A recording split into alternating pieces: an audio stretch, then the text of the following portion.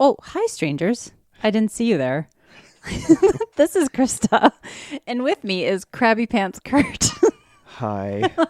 How are you doing today, Kurt? I'm doing okay. I didn't sleep good, and I think it was because it was so warm in my apartment. Yeah, I hate in the 90s hate here. summer. I hate summer with a passion. You don't have air conditioning? I do, but it's just like a wall unit that kind of sucks as it is, yeah. so it doesn't really do much. Is it not in your bedroom either? No. No, so the living room can be ice cold and the bedroom's hot. You should put a fan in your door. I do, and it still doesn't help. Well, shoot. I know. I have central air, not to brag. It's like freezing. I'll be sleeping down here in the strange cellar pretty soon. Oh, goodness. So other than that, we covered the weather talk. Corner. Yeah. Oh, real quick, so we don't forget, if you're new and you want to skip over the titillating 20 here at the beginning, check your show notes. Kurt's going to post the timestamp for when the actual topic starts. So just want to get that out there. And I'm still penciling stuff in on our housekeeping, so run a tight ship here. Just want to give a super huge shout out to the family of stranger Sergey. Yeah. Oh my gosh. That passed away. One of our So strangers. sad. I think I was so devastated when you sent me that because I've talked to him. Yeah. Yep. You know, and then Very active on the strangers yes, page. and then to find out, and then feelings just horrible for his family. Yeah, so unexpected too. Yeah. I mean, I think they were on a family vacation, Yeah. and he ended up, I don't know exactly what happened, but it turned out that he had like brain blood cancer or something like that, and they had no idea. No. And he left behind a wife and 2 young children, and it's just so sad. That was a rough night for me when you told me that. Yeah. So Sergey, rest in peace. And he's so young. I know. Gosh. I know So, that was yeah. bad. Other stuff for people that have been following the roller coaster ride that is my job. And thank you The for all light the at the end of the tunnel, thank right? you, thank you for all the people that have checked in on me with my anxiety stuff and all that. I've been going, like I said, we get 6 free sessions with a counselor, and I'm on like the 3rd one, and I feel like that's been helping. But it's a lot of she's like puzzled about why some stuff is going on. Like at the beginning of the year, she's like, were you this bad at the beginning of the year when this was a brand new job? And I was like, nervous. no, I was nervous, but not Yeah. like this. And she's like, well, why were you not as bad for this? So it's a lot of that. But I talked to the vice principal, Courtney, who's really everybody there is so awesome this week. And I said, I will be coming back there in the fall. Good. I'm glad to hear that. I'm so glad you stuck it out. I'm glad you're going to come back, and I think the kids are going to be really happy too. They are, because that's the reason I'm going back. Yeah, totally. I can't get into talking about it because I would start crying, but I love I can tell you already look a little I know, I'm already emotional. getting. Yeah. Well, that's good though. Yeah, I mean, that means you're adore the passionate kids. about it. I love the kids, and I've had some threaten me if I don't come back that they're going to find out where I live. I was sacrificed this week. Yep. If you're in a strangers, you saw the video of some of the 6th The graders. ritual They sacrifice. came and got me, and they're like, Mr. K, we need you to come be our sacrifice. And I'm like, all right. That was so funny. They were so loud. And then you sent chanting me their- a picture of all the thank you cards and notes that they gave you. for my geocaching. Yeah, like That's I said, so neat. I cannot express how much I love these kids. I truly do. So for better or worse, I'll be going back in the fall. Yep. And we'll see how that goes. I'm glad. I'm happy to hear that. And one of the things, with the anxiety stuff and talking to the counselor, and you and I mentioned this about our project we possibly are going to be doing in the fall, that I need desperately to get into shape. Like I am Right. in the worst shape I think I have ever been in physically. Yeah. And it doesn't help that this morning on the way here, I stopped at Burger King and McDonald's What? because I was reading like a comparison of their biscuit sandwiches. And I was like, ooh, I've never had a biscuit sandwich from. So you had 2 biscuit sandwiches this morning, Kurt? I had a biscuit sandwich and hash browns from Burger King and 2 breakfast burritos and a hash brown from McDonald's. Oh my goodness. Yeah. And that's becoming a problem. That's concerning. I'm Yeah, worried so about your heart health. strangers, you guys are always there for me. I need you guys to help me with this fitness thing. I don't know how, but a couple of years ago, I lost over 50 pounds and it was so easy. And like Miranda is like, why can't you get that going now? It's all about your mindset. It is. And I think right now dealing with the school stress and stuff, like I drive past Burger King every day and it's like, stop at Burger King. Food is comfort. Yeah. You know, Well, Tristan offered to help you out with some Yes. recipes, so I Yes. think you should take him up on that. I should. So Tristan, you might be hearing from me very Yeah. soon because it's getting bad. And It's all about eating. I mean, one of my getting in students, shape is and, good. and he didn't mean anything bad by this, but he was up by me at the desk during lunch, and he's like, "Mr. K, you've gotten a lot fatter since the beginning of the year." Kids are honest. But they are, and I looking at that video we shot, I'm like, ugh, I got to lose weight. So that's coming up very soon is Kurt's fitness challenge. I right. ideally would like to get down to 230, and that's 50, And you're tall, 50 so pounds. yeah, Yeah. that'd be a pretty normal weight for you. Yeah, so that's that. What else do we got? There was a surprise strangers convention yesterday. Oh my gosh, that's right. I can't believe I forgot that. Yeah, I'm sitting in my office at work and all of a sudden I hear, "Hi, Krista." And I look and there's Kayla from work, she's a stranger. Hey, Kayla. We're coworkers. I've never met her before, even though she's dropped off a taste test in the past and we've emailed and messaged on Facebook. I've never actually met her face to face. And I actually got to meet her face to face yesterday. So that was exciting. And Sherry was in her office. She's also a stranger across the hall. So she popped out and the three of us chatted for a little bit. Just so cool. And actually another coworker said he had listened to several episodes too and really liked it. So I didn't know that he had been listening. So that's really cool. So hey, Justin, if you're listening, That's hey, so but awesome. also Kayla, so exciting to finally meet you. Yeah, and stranger Lizzie, one of our newer strangers, messaged me yesterday that she got a coworker of hers nice. hooked on it. So it's just really cool. It's fun. Yeah, Feels like a family for it sure. does. It does. Do we have any other housekeeping? Probably. I say this every time. Trying to think. Yeah, I don't know. T-shirts are still available. Mugs are still available. Oh, Carly in Australia got Oh, did hers, she and finally get it? She said it fits Oh, perfectly. good. So yeah, I love my T-shirt. Yeah, and I posted some pictures on Instagram of people sporting their merch. So That's so fun. awesome. Yeah. Yeah, Carly sent me a picture of her wearing good. hers. So it's just cool that people in other countries I are know. wearing our shirts. Yeah, and they're willing to pay for the shipping. Thank you, Carly. Yeah, you guys are awesome. Don't know what else to say. I feel like my allergies are so bad. Allergy medication's not even helping. So I've heard it's bad for a lot of people this year. Yeah. I haven't been impacted by it yet, knock on wood. I hope you don't. Yeah, me too. What do you want to do first? Should we do a taste test or open our package? Let's open the package. Okay. Oh, do I need to get the... I think you might have to.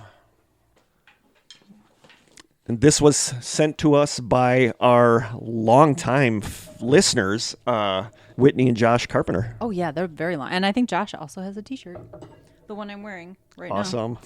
now. Not that actual shirt you're wearing, but the same, That would be weird. the same style.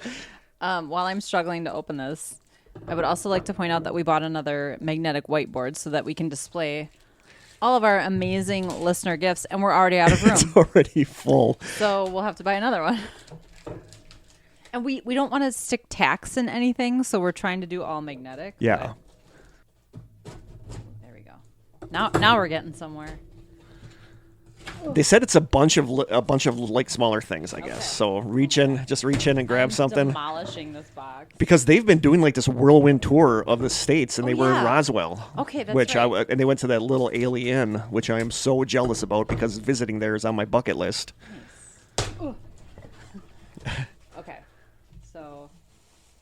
Okay, so just reach in and grab Just one reach in and thing. grab things. Let's see what we got. Ooh, that's fun. It's It's like toilet paper. Is it toilet? Oh my god, it's alien toilet paper. I didn't even know that was a thing, or that I would love it so much. That's really This cute. is cool. Alien toilet paper. If only we had a crapper down here. We might have to hang that on the wall on a toilet paper roll. Oh, that'd be funny. It would Okay. be. That's so cool. funny. Am I grabbing more, or are we saving? No, stuff? we'll grab. Let's do it all. Okay. Oh. Okay. Toilet paper. Ooh, a tinfoil hat. I love it. An actual tinfoil. I hope they didn't pay too much for this because I feel like tinfoil is available at all grocery stores. Comfy felt lining. Ooh, felt lining. Okay. Tinfoil hat for humans. I guess tinfoil would get a little irritating on like your forehead, so I like that it has some lining in it. This tinfoil hat for humans offers protection against mental and psychotronic attacks from both government agents and alien intruders. They have been targeting you for years. Don't let being a targeted individual limit your life. Wear this hat to the grocery store, a football game, or even the DMV, and they won't be able to read your thoughts or modify your behavior. Our unique cutting-edge design blocks all electromagnetic fields and reduces HAARP and gamma rays by 70%. Includes a soft felt lining for the ultimate comfort needed for 24-hour use. I love that it's specified that it's for humans. Yes. Are there ones for like dogs or? That's awesome. That is awesome. Okay, gotta take a picture. It always makes me think of Signs. Yes, when they're all like this, where they're all sitting there with their in the bedroom. Yeah, that's one of my all-time favorite movies. Okay, ready? Yep. Oh, that might be it. Nope. Wait. Yep, I think so. Yep. Awesome. Thank you so much, guys. I love it. Actually, these are gonna go in our carry-all cabinet here.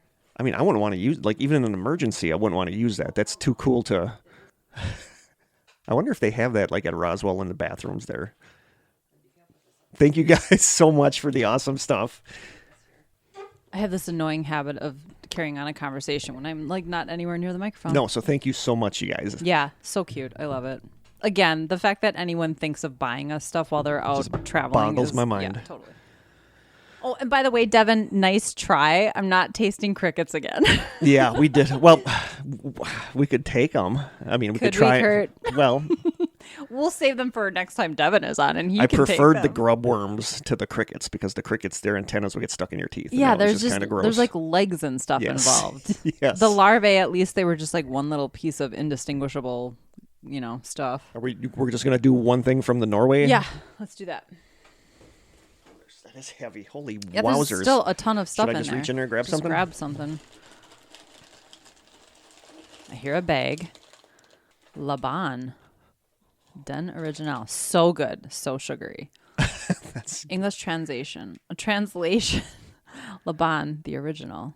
Tenacious men and women. Tenacious jelly men and women. I mean, they do look tenacious. They do look tenacious. And they're like jelly candies in the shape of men and women. They look good.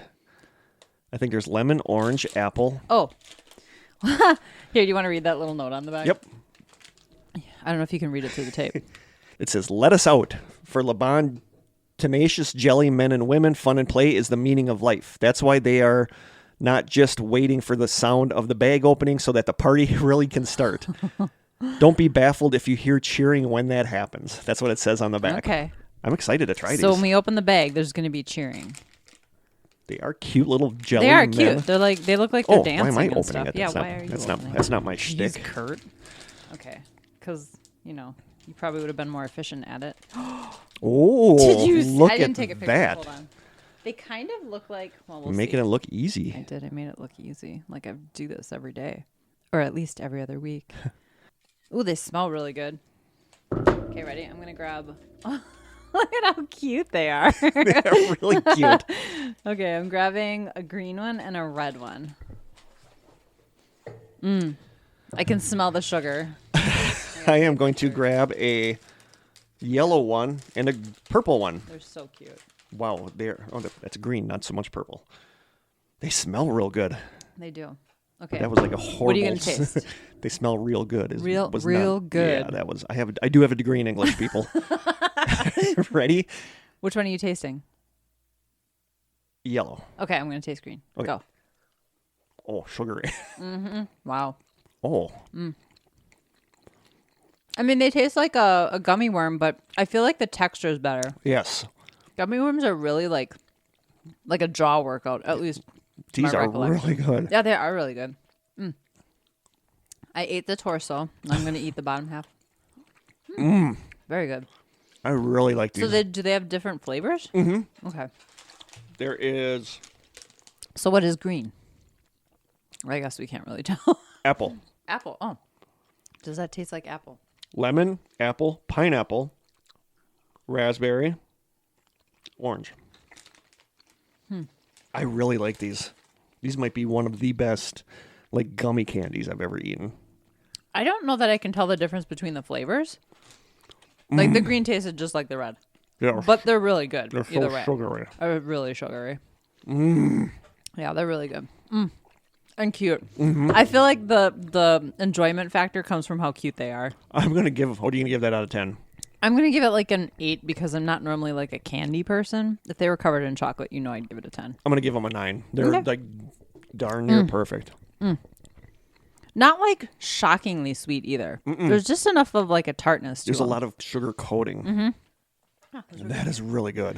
All right. We're only 16 minutes in. Oh, we're doing good. We're killing this. Yeah. I'm sure we're missing an entire segment. Oh, we probably are. Are we? I don't know. I do feel like we're forgetting something like important. I don't know what. Yeah, I don't know. The problem is, I'm like, Monday, I'm like, oh, I got a whole week to get ready for the podcast. Wednesday, Last night I got you're a couple like days to get ready for the podcast. in a flurry 8 of o'clock activity. last night. Oh, I forgot to print out the podcast. And then it's like, oh my God. So yeah.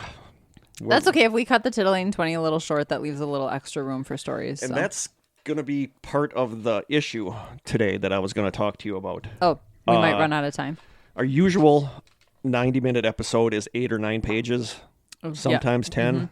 This is 20. Oh, dang. So we are Wow. going to, should we do 2 listener story episodes this season and like do Well, one later in the season? You know what we could do? What? Is we could release part 1 tomorrow and part 2, Next time? or even next week. No, I would rather split it into 2 just in completely case separate that there is episodes? somebody that's like, oh, I wanted to get you guys a story. Oh, yeah, and- we could do that. So let's do that. Let's do, if we don't do your story you sent us in this episode, we will do another listener submission Yeah. episode later this season. 2 in one season? Yeah. That just Yep. made my day. Yeah, so I figured that's the best way to do it. Yeah, I like it. I'm down. I'm agreeable and Because I was cooperative. printing it out last night, and I'm like, oh boy, we are going to run out of time. So we're going to have 2 stories. And we have something else we have to record after this, so. Yeah, we actually do. Okay. We'll save that as a secret. Just dangling that out there. Just dangling that out there. We just looked at each other like, should we say See something? what we did Should there? So today, I forgot to put Willie on my that sounded Bigfoot funny. Willie. Well, he has a little. Okay, I just put Willie on my boom, my microphone boom, or whatever you want to call it, arm. And there's little Bigfoot stickers in here. I'm gonna leave him in here so he has a little company at night while he's sleeping with his blankie. Kurt's eating more gummy men. You were talking, so I figured I could eat. No, Gummy men and women. I can't tell the difference between the men and the women, though. Oh yeah, I can. Oh, are there boobs on the women? Yeah, there are There boobs. are There are boobs boobs on the The women. women. I didn't notice that. Now I have to take a picture of that. That is gummy boobs. I like that. Oh, funny. That's a phrase I never thought I would hear anyone say. I don't know if anybody's ever said gummy boobs before. There are gummy boobs on these. I don't know if I'm going to be able to capture that, but Oh, I Fun. like the yellow well, one. I'm going to eat this one now. I like the yellow ones. Is it lemon? Actually, that's the only one that actually tastes like it says it's going to taste. That one is good. All right, so this episode is listener stories. I'm going to start off talking about, because people have been asking me about my stimulus check thing. Oh, yeah. And this is just weird. Like I still don't know what to make of this. You know the whole story I do. behind that. So here's the situation. Like I got the stimulus check, the $1,400 stimulus check. One of and them. I'm whenever, even with my tax rebate, I don't like direct deposit because I like having the check. It's like a weird psychological thing where I like having the physical rebate check sent to me. I'm the opposite. I don't want the hassle. Just put it in my account. No, I like having that, holding that check and having that check. So I got my rebate check, my stimulus check, right? And like shortly after it came out, so I brought it upstairs and I put it where I put all my check stuff on my PlayStation. Corey, my brother, knows my filing system. It's on your PlayStation. Yeah, which is on my table, on my desk, on my PlayStation, on the floor, somewhere. So I put the stimulus check on top of my PlayStation. And it sat there for a couple months. Like it was there my for gosh. I feel better mentally having that check there as opposed to having it cashed in the bank. And being able to like pay bills with it. See, like That's so it's strange. like an emergency backup thing. Like I Okay. just like having it there. It's weird. like I've your always savings yes, account? like I've always been that way. Okay. So my stimulus check sat there on top of my PlayStation, and one Friday I went and I pay a place to do my taxes. Okay. So I went there on a Friday, paid them to submit my taxes and stuff. And I knew I was getting money back from both federal and state. So that was on a Friday. On the Monday, directly after that Friday, I think I got home from work. I remember coming home from work, putting my stuff in the house, walking down to get the mail, open the mailbox, and all that was in there was like a governmental looking envelope, like what the tax stuff looks like from the Department of Revenue or whatever. So I brought it back up to my apartment, and as I was walking up the steps towards the top of my apartment, I tore the envelope open on the side to see how much my income tax was. And I opened it on the side, and it said $1,400. And I'm like, cool, it's the exact same as my stimulus check. So I took my tax check into my living room and set it on top of my stimulus check on top of the PlayStation. And it sat there for a week maybe. And then one night I was like, I think I remember only seeing one check when I walked past my PlayStation. So I walked out in the living room. I was already in bed by that time, looked at the PlayStation, and there was only one check on it. And I'm like, that's got to be my income tax check. So I'm like, where did I put my stimulus check? So I started to like tear my apartment apart looking for my stimulus check, and I could not find it. And I was freaking out pretty bad because I needed money badly. And I could not find my stimulus check anywhere. And I think I told you that. I think I texted you about this. Yeah, you're freaking out. And Corey said the same thing that you guys did. Corey's like, you would not, if they submitted your taxes on Friday, you would not have got a check back already on Monday. No. When you do it electronically, but yes. My thought was they always wait until I pay them before they electronically submit my taxes. And I thought maybe they accidentally submitted it, or they just knew I was going to pay because I've been going to them forever. So they maybe just submitted it knowing I was going to come in and pay. It still seems really soon, though. It does. To get a paper check. Direct deposit is about a week. But I panicked like crazy because I was up. I was bad that night. I could not find this stupid stimulus check. So I was You had like a major anxiety and attack. that was the next day at work when I had the panic attack and had to leave work for those 2 days. And then 2 weeks later, both of my tax checks came. But I have this, it wasn't a dream. It was not a dream. I have never had a dream like that where I confuse it with reality. I don't think I have ever.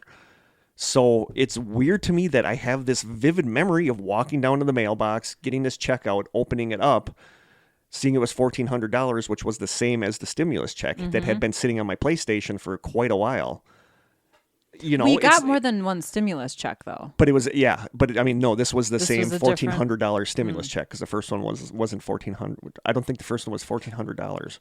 But it was weird because I have this, it wasn't. It's like a false memory. It's like a false memory or like a Mandela effect. A Mandela effect or a singular Mandela or effect. am I like losing it? I think anxiety can do stuff like that. And I think I said that to you. I'm like, when you're going through anxiety, your brain's just not processing things right. You're kind of in fight or flight mode. Yeah. And I think that could have played into it for sure, but it's weird. It's weird to me because, like you said, a Mandela effect or like repeating something that happened. Especially since you're so regimented in like your routines. It is surprising that this would happen. Yeah. So it freaked me out on a lot of levels, like both on kind of like the paranormal, like something weird happened where this thing repeated where I got this stimulus check, or am I starting to lose it? And that scares me too. I think it was probably anxiety. I don't know because it could have been. And I mean, because that's basically what set off the chain of events that led to my panic attack. Yeah. But at the end of the day, you ended up with all the checks. I ended up with all the checks, but I have this memory of going down to get this check when it's never happened. That's weird. So I don't know. So that's my weird story about my stimulus check. That is strange. Was it a parallel universe thing? Am I just going crazy? Was it anxiety? I don't know. It's weird. But it was like whatever happened there set everything off in motion for my panic attack and for that really, really bad couple of weeks I had. So I don't know. So anyway, that's my story about my stimulus check. Yeah. It's all cash. Strange. It's all in the bank. I'm going to start cashing them right away. That's a good idea. But that's right. Or getting them direct deposited. Might as well join the 2000s and get a direct deposit instead of having a paper check. Oh, that's funny. So yeah, that's my story. Our first story from a listener, Krista, is going to read. Okay. It's a long one. Let me get my spectacles. Oh, you're going to make me read a long one? You're going to be reading a really long one. Okay. This one is from our awesome stranger, and Krista and I were actually just talking about him before we even started recording, and that is from Tristan Petrash. Yes. One of our Canadian listeners. And he has an amazing YouTube channel. Yes, he does. I just watched another video yesterday, and I'm just like, it's so professional. He just made kimchi grilled cheese. Yeah, it looked amazing. Which I really want to try. Yeah, it looked really good. Okay. All right, you ready? Kurt's chugging his coffee right now. I'm ready. Okay. Hi, Kurt and Krista. Hi, Tristan. Hi, Tristan. So I've been meaning to write into you to tell you about the things that have happened to me in my life. So here goes. I've had several things happen over the years, so I'm just going to stick to the main stuff and then tack the other stuff onto the end so that you can still read about it if you want. I also want to clarify that despite the things I've experienced, I'm very skeptical about most paranormal and especially ghost phenomenon. But that being said, I can't really explain a lot of this. When I was 13, my parents were buying our first home. We managed to find a great place in a good neighborhood that was a major upgrade for us. After a few years, my grandfather was suffering from a form of Alzheimer's and came to live with us. We turned our then unfinished basement into an apartment for myself since we didn't have room for my grandfather. The house was less than 20 years old as the previous house had burned down. This next account is secondhand information, so I don't know how true it is, but apparently an older couple lived in the original house. The husband passed away at some point, and shortly after the widow walked down the street to the river and committed suicide. Ugh. After the new house was built, less than 2 years later, the big tree out front fell and caved the roof in. The same year my grandfather came to live with us, Christmas morning, our pipes burst and flooded the apartment. We were always having water issues with the property. The first real occurrence that happened to me, and I later found out was definitely a sleep paralysis situation, but I woke up early one morning to what sounded like a little girl whispering, "la la la," in my ear. Oh, that Nope. creeps me out. I'm just noping that. I was terrified and could not move. I've been there. It sucks. It felt as if I was being restrained. This lasted maybe 3 or 4 seconds, but at the time it felt like forever. He's describing a classic sleep paralysis. The next event was one day as I was watching TV in my bedroom and I could suddenly hear very faint music playing. So I muted the TV and could clearly hear something from down the hall in a room I used for storage. As I got closer, I could tell it was my Billy Talent CD playing, which I hadn't seen in forever, and it was coming from this crappy old stereo system I had. I moved a bunch of boxes out of the way and quickly ejected the CD. I then went to unplug it, and as I'm sure you've already guessed, it was not plugged in. Oh, come on. Weird. I was far more confused than scared. That would mess with me, for sure. My grandfather eventually passed away, not in the house, thankfully, and not long after my then girlfriend at the time, I was around 20, came to live with me in the downstairs apartment. One morning, she called me just crying and panicking, saying that as she woke up, she turned her head to see an old woman standing there just staring at her. Not in a mean or nice way, just a blank stare. She pulled the covers over her head, as you do, and waited a few minutes before looking again, and it was gone. She was also never told of the story of the widow either. That was where my mind went. I wonder if it was the widow. My parents decided to move into my grandfather's old house as the mortgage was paid off, and my girlfriend and I took the opportunity to rent the house from my parents. I'm a chef, and I love cooking, so the kitchen is my happy place. I never felt comfortable in this house's kitchen. Aside from the apartment in the basement, the house was just one floor and all open concept except for a small hallway leading to the bathroom and 2 bedrooms. I felt fine in the room beside the kitchen, and I felt fine in the living room on the other side. But whenever I was in the kitchen, it felt more like I was in someone else's house and was invading their space. Weird. I just felt uncomfortable, not scared or anything. There were lots of times when we were watching TV in the living room and I would see shadows or black dots moving around the ceiling next to the kitchen. It was always just at the edge of my vision, so I never saw one clearly. That's so common that people see stuff out of their peripheral vision. That's what my crawling guy was. I mean, seeing the guy crawling out of my bathroom was just purely peripheral. Well, and like Devin mentioned, the Hat Man. Yeah. He sees that out of the corner of his eye a lot. I think that's really common, just for like shadow people, everything. We both started to feel more and more uncomfortable in the house as time went on. It just didn't feel right. It all kind of came to a head one night in December when we were dead asleep and were instantly woken up by the creepiest thing I've ever heard in my life. You can see down the short hallway into the kitchen, especially the stove from the bedroom. What woke us up, I can only describe as very loud, and I mean loud, laughing. That just gave me the chills. But it had a slight mechanical or metal quality to it. You just had this happen weird. to you. That it was like I described it as a mechanical chuckle. Yeah, that's so weird. Yikes. He said, but it had a slight mechanical or medical. But it had a slight mechanical or metal quality to it, almost similar to the sound of an old oven door makes when you open it. I know exactly I can totally what he's talking hear about. that in my head too. I was staring right at it when I woke up, and the door wasn't open and nothing looked unusual, but we both heard it. I told my girlfriend to go back to sleep, that it was nothing, mostly because I was so scared I didn't want her to see me freaking out. She passed out pretty much right away. I spent the next few hours until it was time to get up, staring into the kitchen, too afraid to look away. Ugh. Because we were young and dumb, we racked up a ton of credit card debt and just couldn't afford the house anymore, so we informed my parents that we were moving into one of her father-in-law's properties as we could stay rent-free until we were back on our feet. This is when things escalated. It took us about a month or so to pack and slowly move to the other house. During that time, my girlfriend would call me while I was at work, saying things like she could hear the walls banging, like someone was thumping their fist against them. Although he did say the house had a lot of water problems and pipes can make weird noises, but I just continued to feel uneasy in the house and got to the point I hated getting off work because it meant I had to go home. A few days before we finally moved, she called me at work one last time and said that one of the end tables had violently moved in front of her, and she was so scared she went to the other house. Jeez. That sounds like super active. Yeah.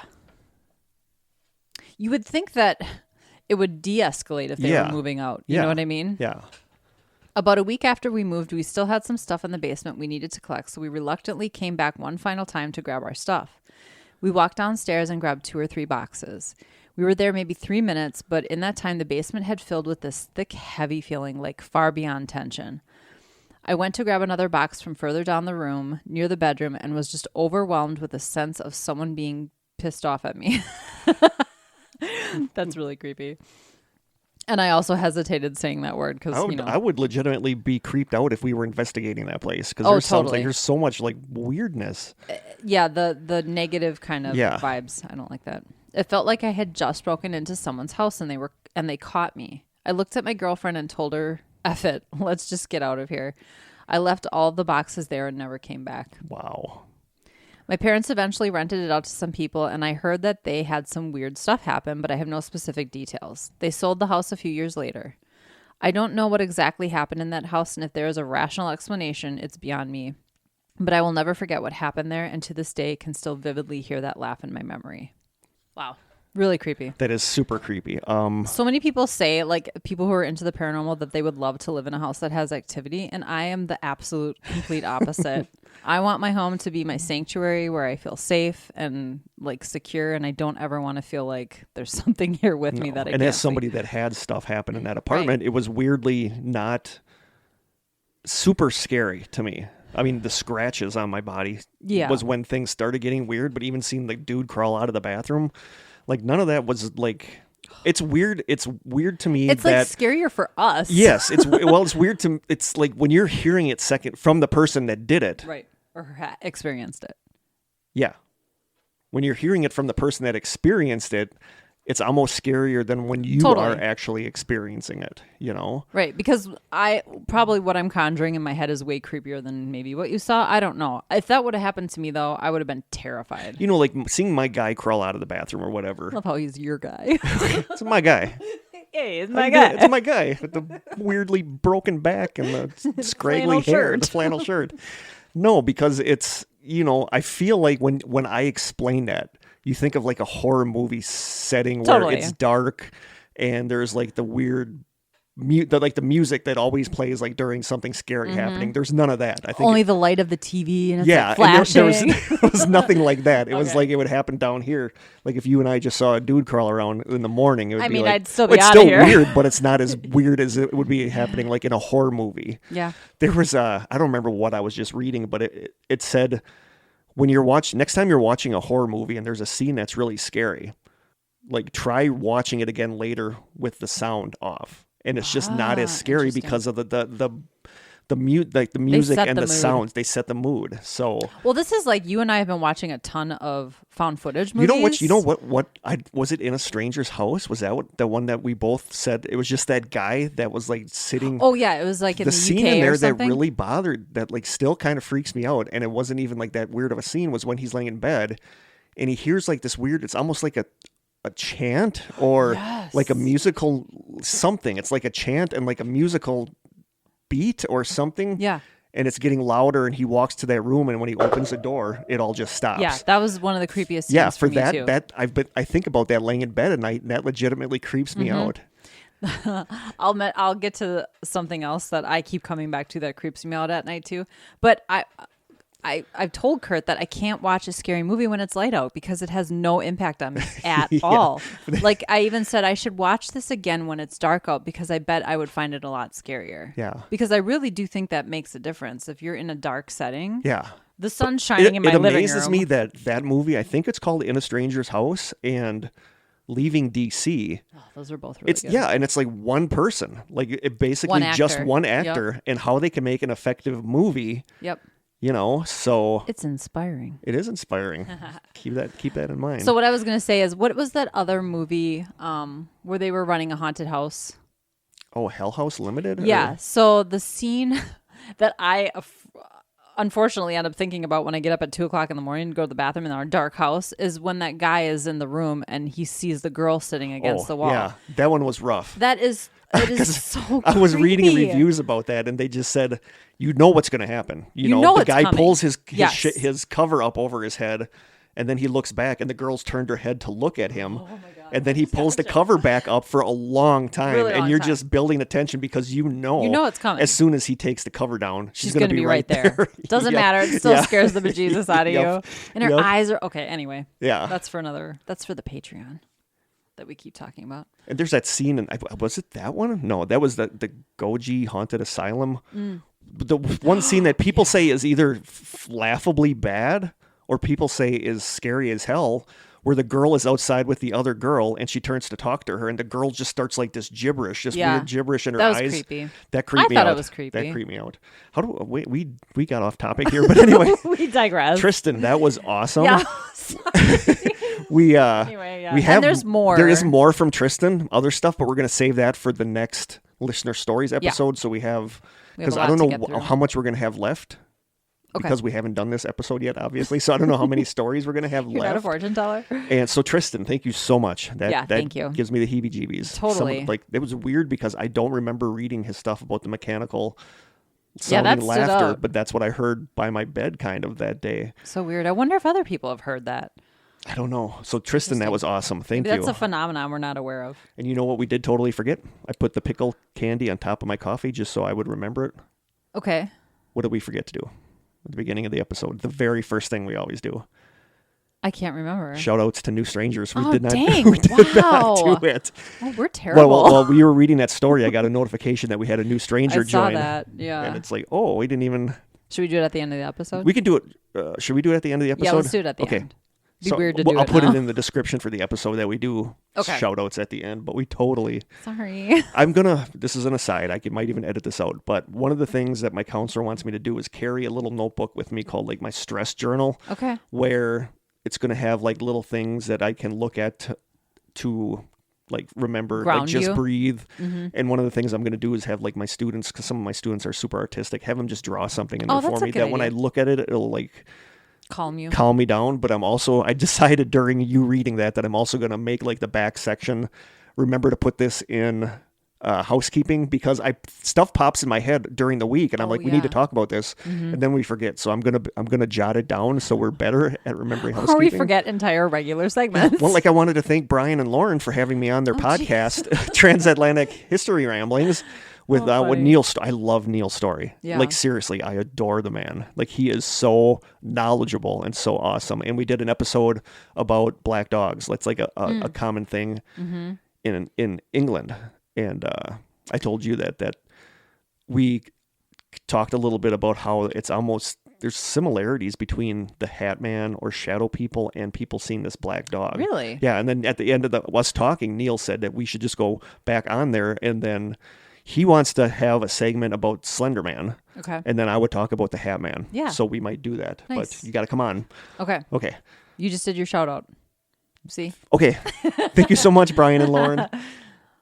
Okay. And now we have a submission from listener and stranger Stephen from the UK, who is also Pink Flamingo. Yes, Pink Flamingo Recording. One of our big Instagram fans. Yes.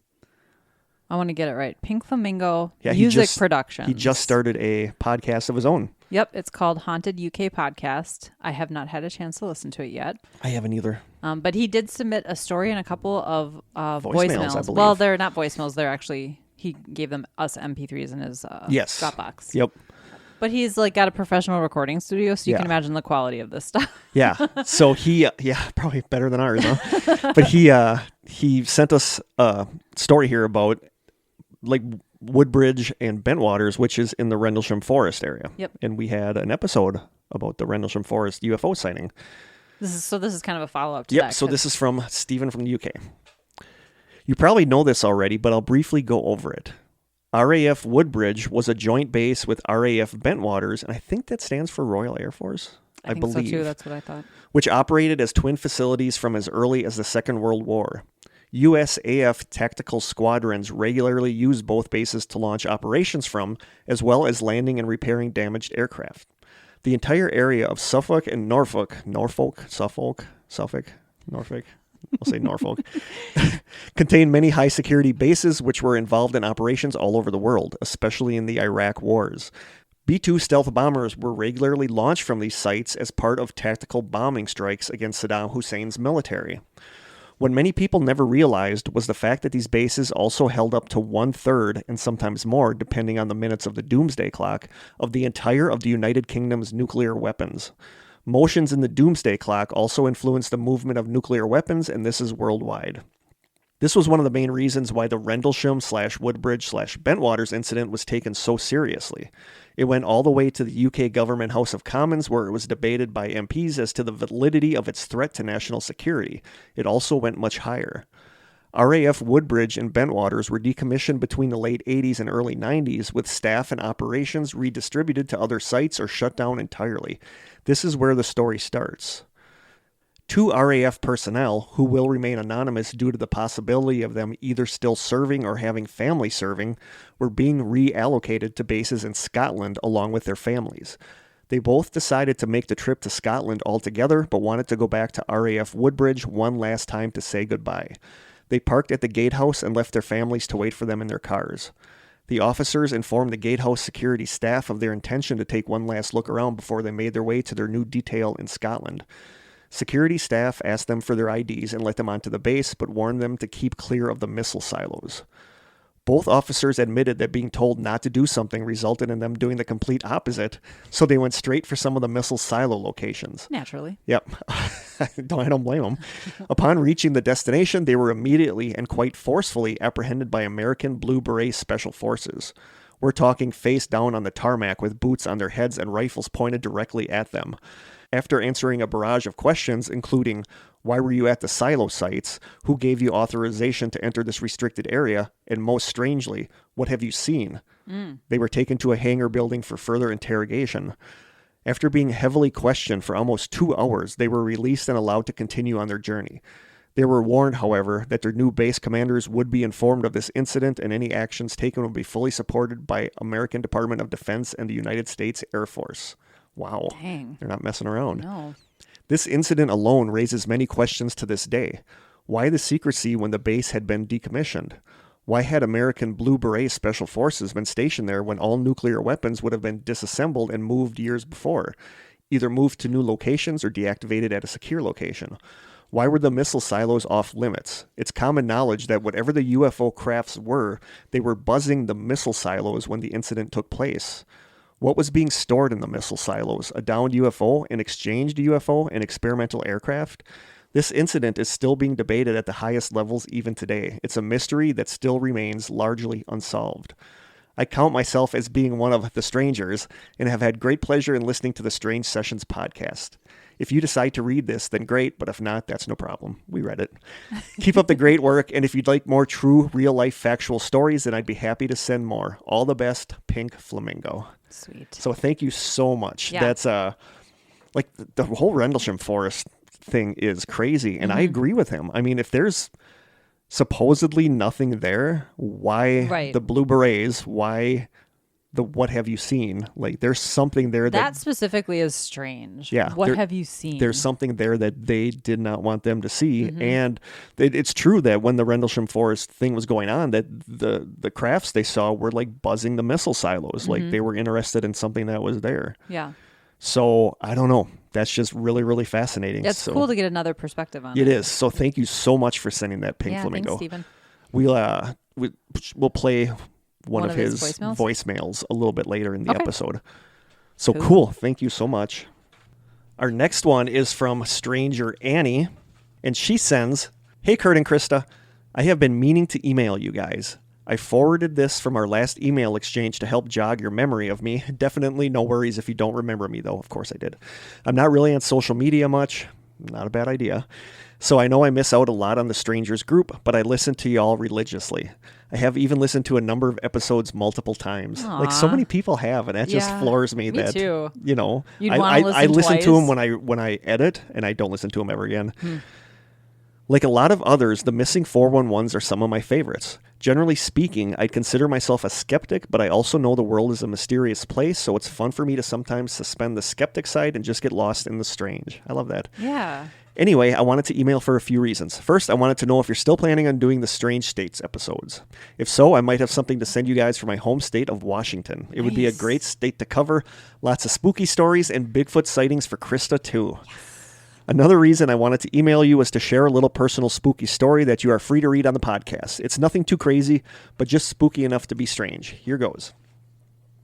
In December of 2020, my parents contracted COVID, and my dad became critically ill. He was admitted to the hospital and spent several weeks in the ICU fighting for his life. There were more than a few days where we thought we might lose him. Thankfully, he pulled through and was able to go home last month. So happy to hear that. Yeah. But COVID really did a number on him, and when he was discharged, he was still on oxygen, generally pretty weak, and needed lots of outpatient, occupational, and physical therapy. Part of his rehabilitation involved him using something called an incentive spirometer. It's a device that people use to help build up their lung capacity. It has this long, wide blue tube attached to it. I've attached a generic image of what it looks like to this email. I've used one of those. Seriously? Yeah, I used to get bronchitis when I was younger, and that was something, because it's like a lung thing. I had to use one of those ones because I had gotten it really bad. Yeah. It does it. You have to blow into it and watch this thing rise and fall, and your goal is to get it to rise a certain way, and then you know your lung capacity is getting better. So. Yeah. I think I remembered her picture, so I remember what it looks like. So here's the spooky part. After my dad's discharge, my daughter and I went to bring a meal to my parents and visit for a little while. As soon as we arrived, my daughter, who will be 2 in a couple months, walked right over to the incentive spirometer, pointed right at it, and took 2 very deep, exaggerated breaths. We all sort of stopped in our tracks. How could she know what this was used for? We didn't own one. There was no way she had ever seen one be used. It was our first time at my parents' house in months, so she hadn't been there before to see it. She has just been around me and my husband almost exclusively since the pandemic hit. She doesn't go to daycare, stay with family, etc. I mean, there is really no opportunity we could think of for her to see this thing in use. And then it hit me. My daughter was born very prematurely, almost 10 weeks premature, in fact. When she was born, she was tiny, weighing only 4 pounds, and she couldn't eat or breathe on her own. She had to remain hospitalized in the neonatal intensive care unit for about 2 months. During that time, she relied on machines to breathe and tubes to eat.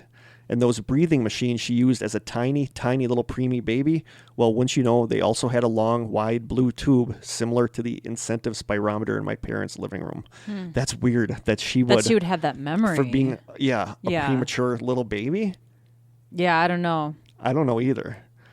I don't have a good explanation for how she knew what it was for, other than kids can be creepy sometimes. But really, it does seem like she had some memory for events she shouldn't be able to recall.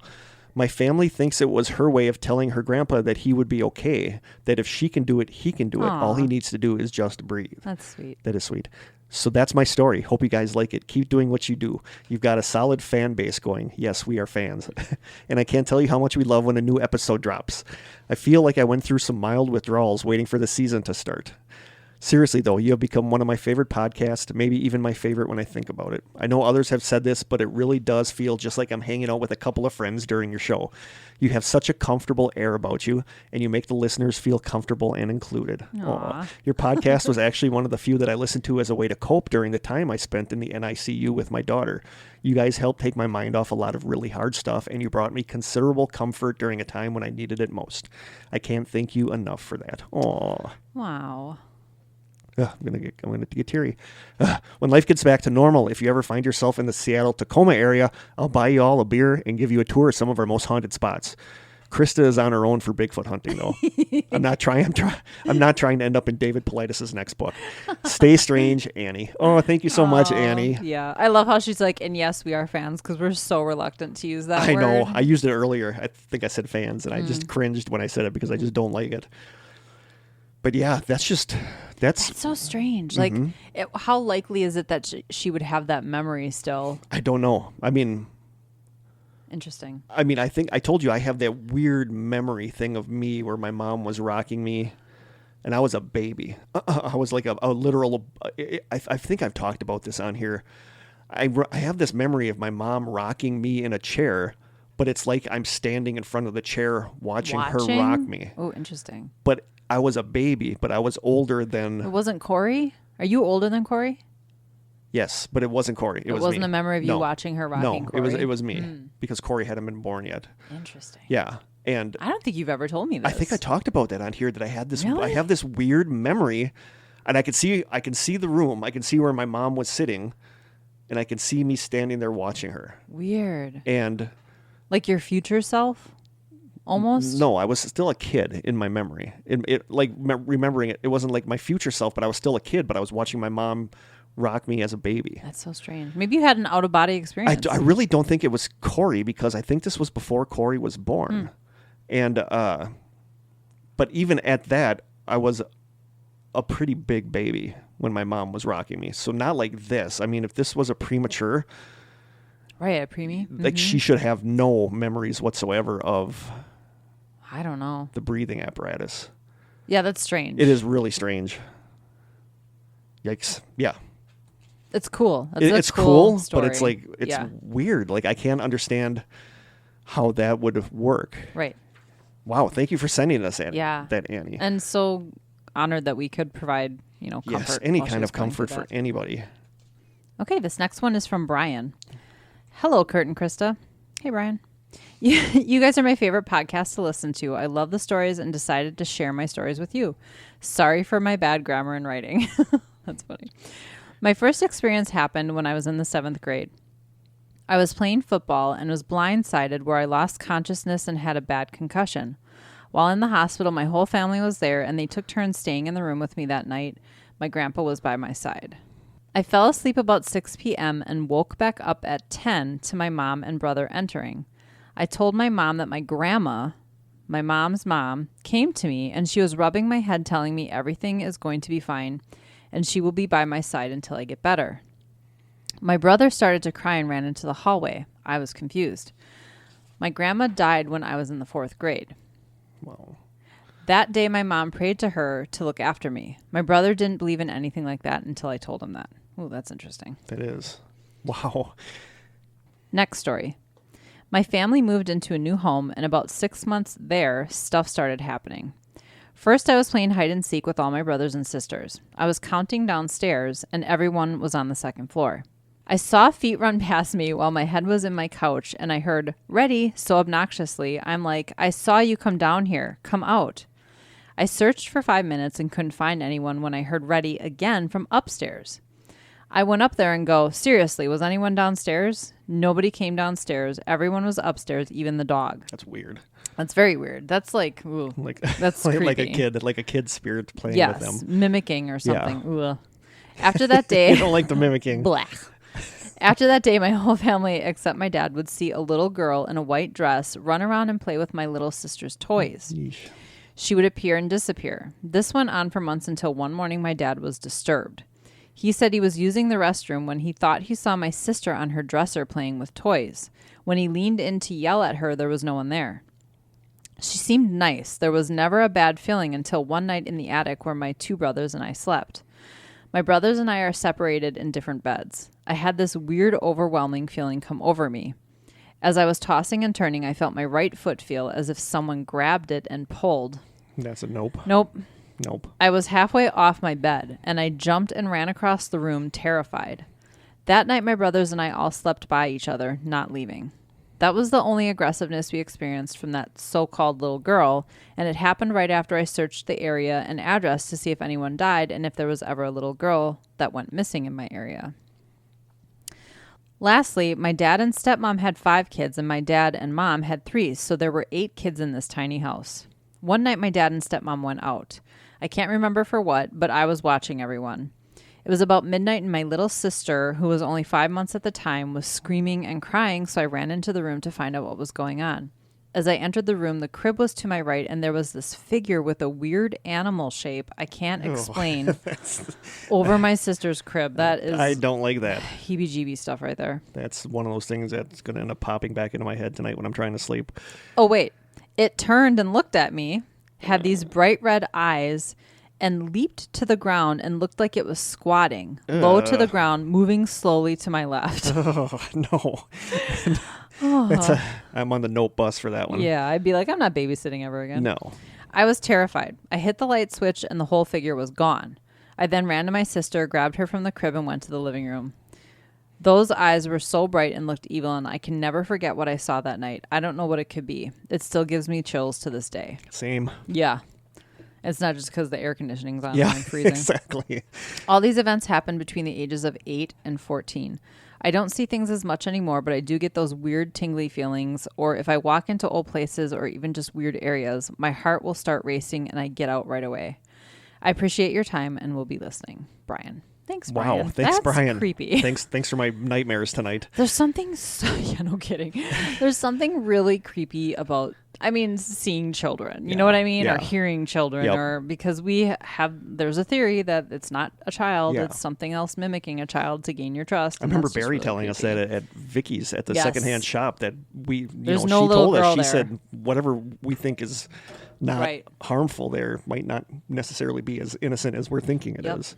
Agreed. Wow. Yeah, that was creepy. That's really creepy. Thanks, Brian. Especially now that if it's so hot in my bedroom, I don't sleep under the covers. I sleep right on top of the covers. Which makes you feel vulnerable. Which I don't like. Because I need at least a sheet on me. I can't. I like last night, I conked out super early, 7:30 last night. I conked out, woke up this morning on top of my sheets still, and... Yeah, it's like mid-90s here. At least it's not humid yet. It's getting That's going to be this week. I know. It's supposed to be this week. Yeah, that's creepy. Super creepy. So now we're going to play one of the voicemails we got from Pink Flamingo. I almost said Fink Flamingo. That we got from Pink. I kind of prefer that. We got from Pink Flamingo. Or Stephen from the UK. Yes. It's not a voicemail. This was a... Yeah, a professionally recorded MP3 that he left in our Dropbox. Yes, so thank you so much for this. I'm going to call him Pink just because I think that's cool. I know it's Steven, but I like Pink. It's totally Dazed and Confused. It is totally. I got my shirt on. Yeah, you L-I-V-I-N. do. All right. Like everybody said, this is like my lucky podcasting shirt. I got my lucky podcasting underwear on. We're good. I tend to wear my Strange Sessions shirt when we record. I was going to wear the Strange Sessions shirt, and I'm like, no, I got to wear it because I kind of want to wear this one out a little bit because then this is going to be my sleeping shirt. But I gotta break it in. I gotta break it in. So anyway, I don't know how we got off on that segue, but here is a story from listener Pink. Good evening, Kurt and Krista, and good evening to the strangers out there. I'm Steve from the UK. I have a mixing and recording studio which I promote on Instagram amongst other places. It was here that I first encountered the Strange Sessions podcast. I began listening and soon became hooked. I reached out to Kurt and Krista with a story regarding the Rendelsham Ufo Incident, but also promised them further stories, all of which are true as far as the accounts are concerned. This incident, and a second one which I will send over to you at a later date, happened to the father of an old friend of mine who I haven't been in touch with for many years.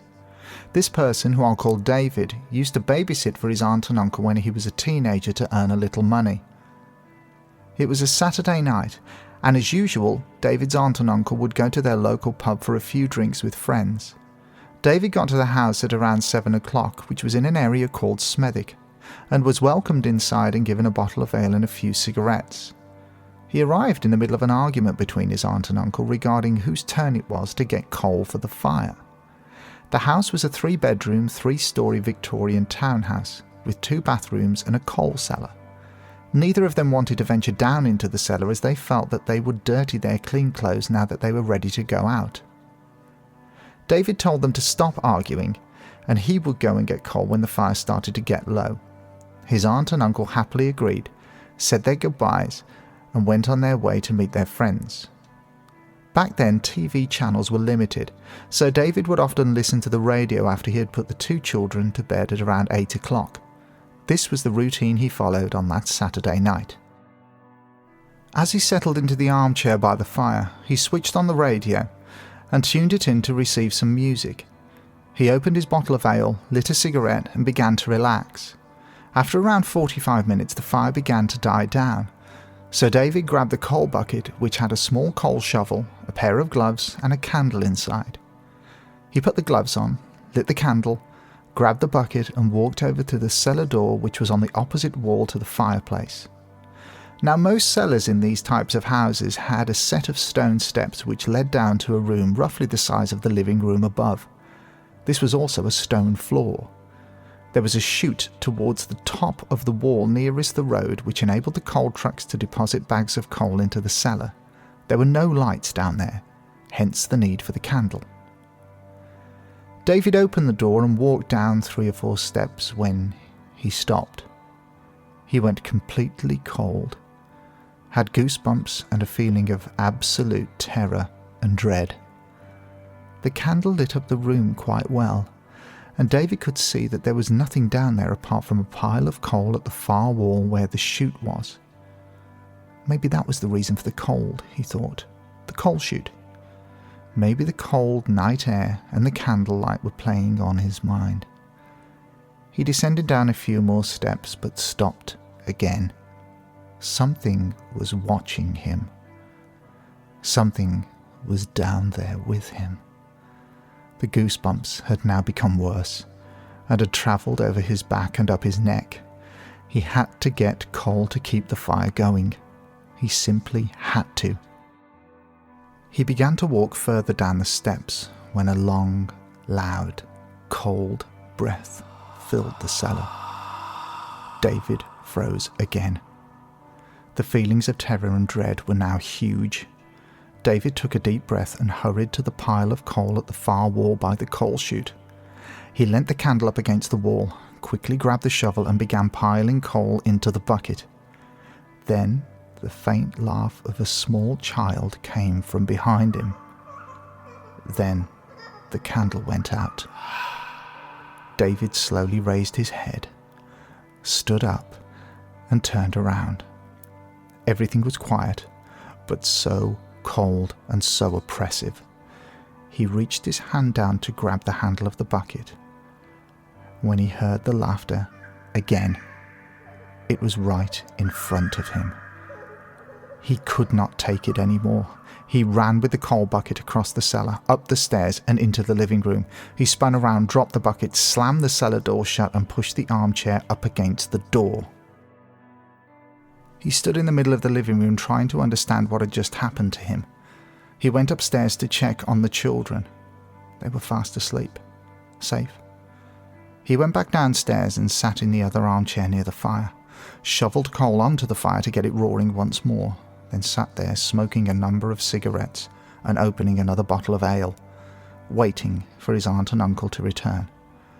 At around 12:15 in the morning, the front door opened and in strolled his aunt and uncle, slightly drunk but in good spirits. "Everything go all right, Dave?" said his uncle. "Are you joking?" David said. "There's something down in that cellar. I felt it." David's aunt and uncle immediately looked at each other. Did you hear anything? Said his aunt. Yes. Laughter, said David. I told you she was down there, David's aunt shouted at his uncle. I told you I felt her down there, and you even said yourself that you were uncomfortable down there. I know, said his uncle.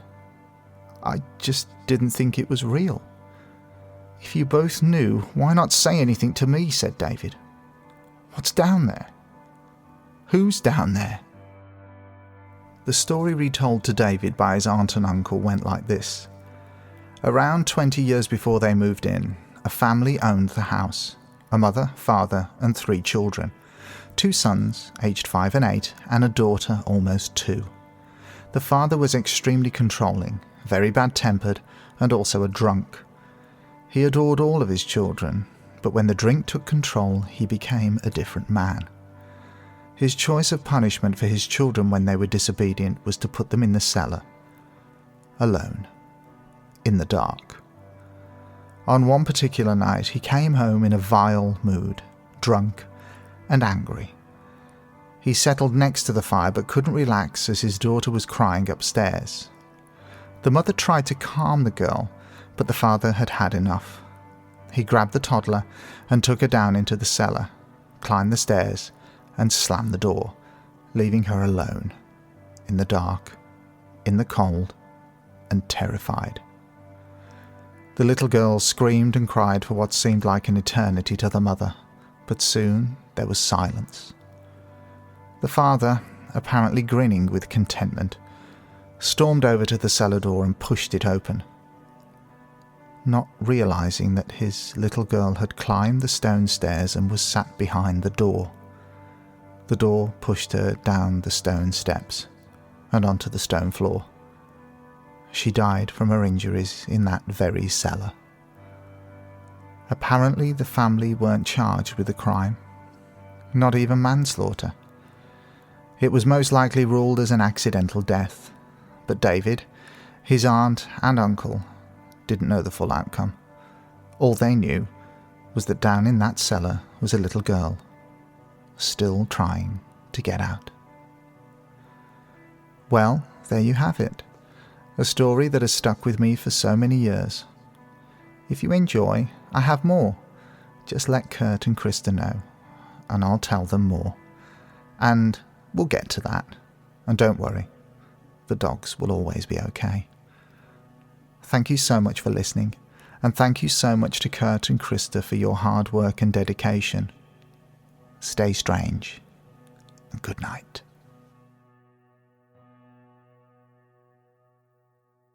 Well, I guess we Wow. can just hang it up. Yeah, I was just gonna say. So we get a story submission that's 10 times better than our actual podcast. It's like, wow. I guess there's a great preview of a high quality show. Yes. that will be available coming to you soon. That was amazing. Chris Yeah, and I at the wow. end both burst out laughing when he said we'll The get to that. dogs will The always dogs be will always be okay. okay.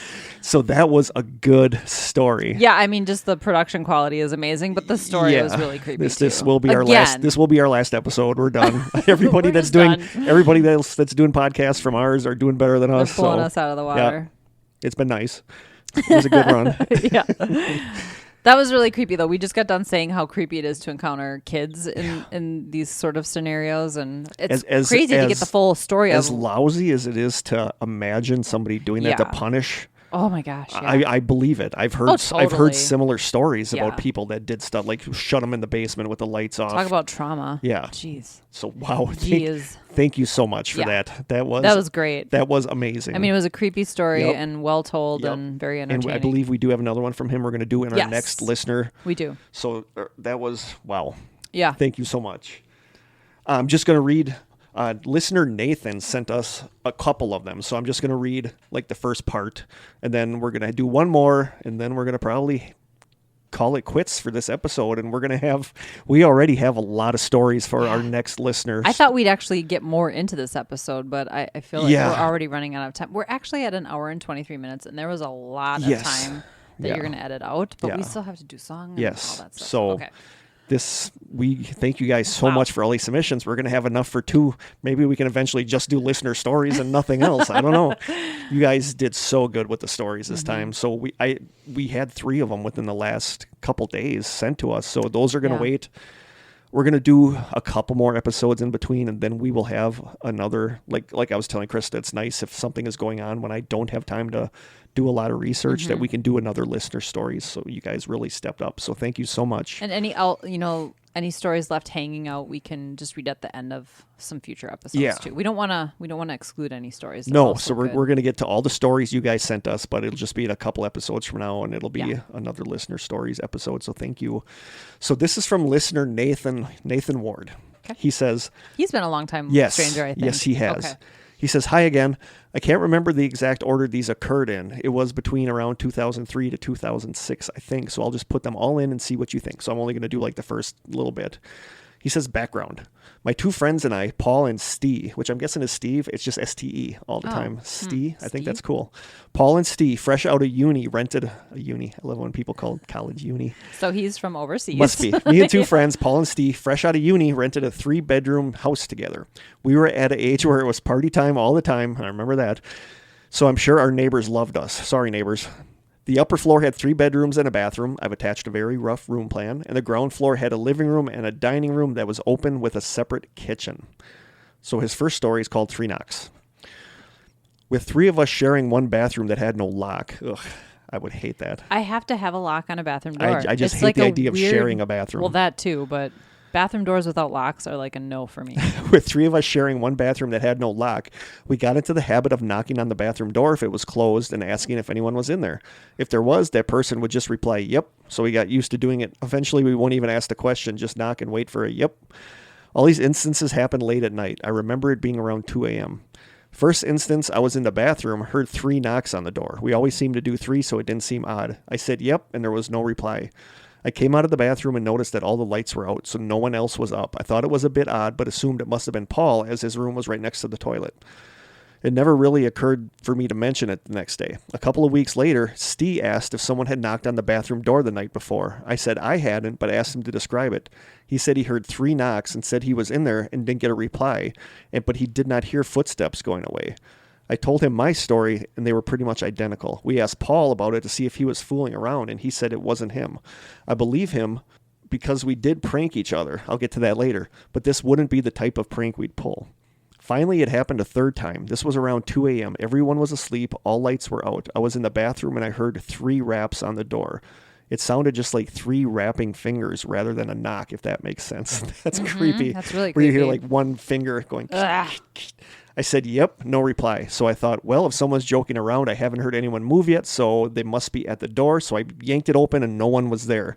I listened for a while and couldn't hear any movement from any of the rooms. Yuck. Possibly with what happened above, we were all talking one day about hearing strange sounds. I hadn't heard much myself, but Steve, who I thought brought it up, mentioned hearing just strange bangs and the like. Paul then said really matter-of-factly, "Yeah, I get that a lot. I don't particularly like them, but when they start getting too loud or too close to me, I just put my headphones on and hope they go away." He then added, "One time, both of you were staying out one night, and it got so much that I slept on the couch with my headphones on." Side note on this, if I hear weird sounds, I don't want to drown them out with headphones. I want to know where they're coming from. Good for you. Yeah, I'd want to drown them out. In my own home. Yeah. One evening, Paul and Steve were going to a party across town. I'd been invited too, but I was a little broke that month and fancied a quiet night. So my rock and roll weekend began with them going out and me doing some dishes. Partway through, it felt like someone came up behind me and gently squeezed my backside. Ooh. Now, as an aside, this is 100% something we used to do to each other as a prank to see if we could get the other recipient to freak out. As with most of these silly games, the other person had to do their best not to react. Otherwise, they'd have to buy a pint on a night out or similar. Just general horsing around. I love that. I love pint. Mm-hmm. So because of this, I didn't initially react and just assume that Paul had gotten the jump on me. Then I realized I was in the house by myself. I grabbed my keys, locked up, and left and joined the others at the party shortly after. That's weird.